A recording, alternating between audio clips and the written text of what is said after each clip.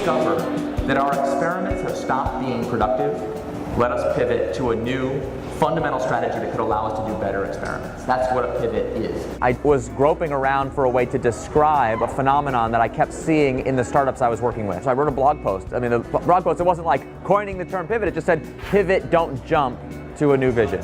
Now I'm good at encapsulating it crisply. A pivot is a change in strategy without a change in vision. I show in my slides now a cartoon I saw, I kid you not, in the New Yorker magazine. There's a man and a woman sitting in an outdoor cafe, and the caption below says, "I'm not leaving you, I'm pivoting to another man."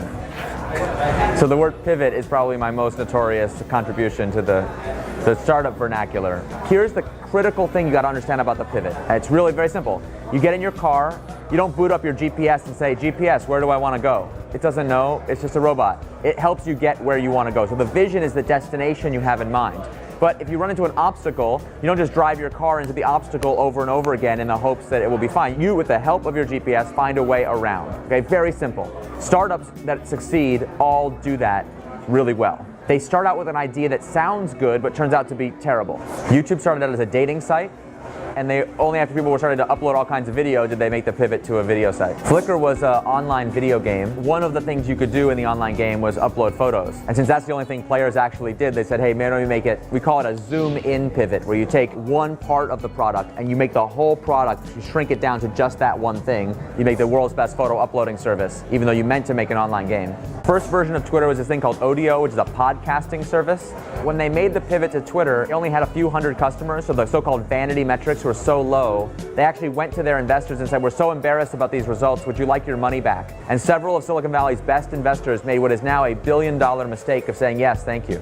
So you look at PayPal, which is about like digital cyber cash on your PDA. You're like, boy, what kind of visionary is that? But they had the vision for online payments in some form. They just didn't know exactly what it was going to look like. Let's talk about Groupon, because it's one of my favorites. Groupon started out as a business called The Point, which was designed to help people do petitions. So imagine that you're like, okay, I want to do a protest at City Hall. I'm mad about something. I don't want to be the only person who shows up. So we have a petition where if 100 people sign up and say, we'll all go to the protest, it tips and we all do it. If we never get to 100, it doesn't tip. Great idea, right? Wrong. They got no traction at all. It was a disaster. Didn't work. So they're like, okay, we got to try something new. They decided to try the social commerce thing. Social commerce is about creating coupons where we all get a discount if we all buy at the same time. I think it was 2-for-1 pizza in the pizza restaurant in the lobby of their building. Okay, that was the breakthrough technology. 20 people redeemed it. Now, I don't know about you. If I had been there, I would have known. Oh, obviously, 20 free pizzas equals fastest company in history to get $1 billion in sales. But most of us, let's be honest, we would not have known. 20 free pizzas, whatever.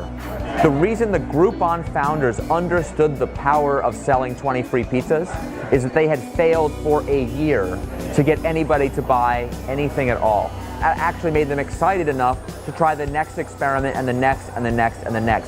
That's what a pivot is. It is redeeming the failure because we learned so much about what's possible. That's the name of the game. That's what this is about.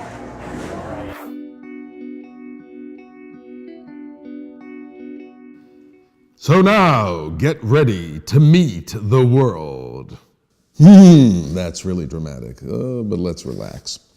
The one important thing you need to remember is that this is the moment in which you stop falling in love with everything that you've designed because it's version 1.0. And to get to version 2.0, all you need to do is start getting into this kind of mindset where you punch yourself in the face and you crash your riskiest assumptions. So crashing your riskiest assumptions has everything to do with identifying those assumptions. And the first thing I would like to touch is what we call the Jenga game. Are you familiar with that kind of game where you get that tower of Jenga built up and then somebody just pulls this brick from underneath and the whole thing collapses? This is what crashing risky assumptions is all about. So what are riskiest assumptions? Riskiest assumptions are the kind of assumptions that you have in your value proposition, customer profile, or your business model that, if found to be untrue, they will cause you or your entire tumbling down of this tower of assumptions of your business model or your value proposition, we call pivot. Now, you've watched the Eric Ries clip, so you know that we have different types of assumptions. So we have desirability assumptions that have to do with what customers want, what they feel, what they need, and the value that we bring them, right? There are the feasibility assumptions that have to do with the question of, can we build it? Can we build it fast enough?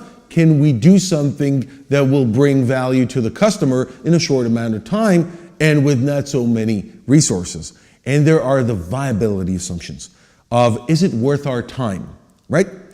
So how are those kinds of assumptions related to the business model or the value proposition? Let's review those for a second. And so desirability assumptions have everything to do with customer jobs to be done, the value that we provide, the things that have to do with creating the right traps that will attract and lure customers into our value proposition, and other stuff as well. The feasibility assumptions, on the other hand, are related with resources risks, with risks that have to do with activities, but also with key partners. And viability assumptions have everything to do with the market size, the revenue model, the capability of actually earning money. So these kinds of questions and these kinds of assumptions are very, very tricky. So how do you identify the riskiest assumptions?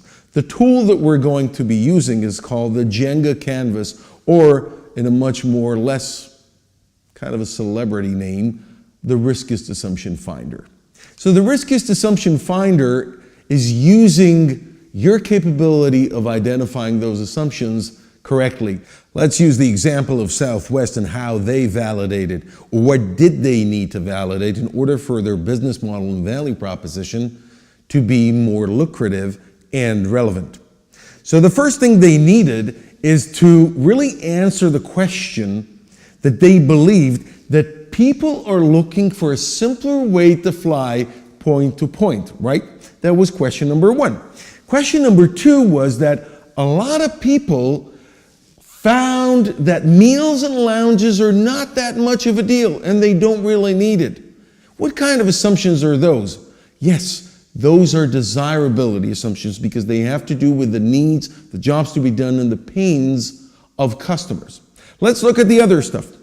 They were also saying that plenty of folks couldn't fly because the terms and conditions of the airliners were too complex, just too complex for them. What kind of an assumption is that? Right, desirability. Now, what about another assumption here that has to do with the average bill?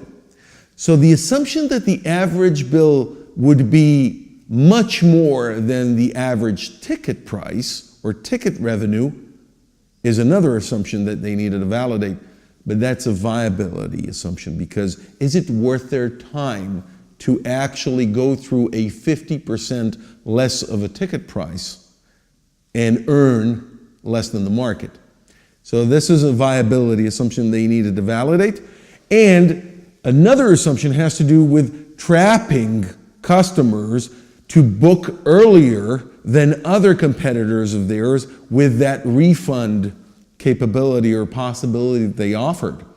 And again, it's a desirability assumption.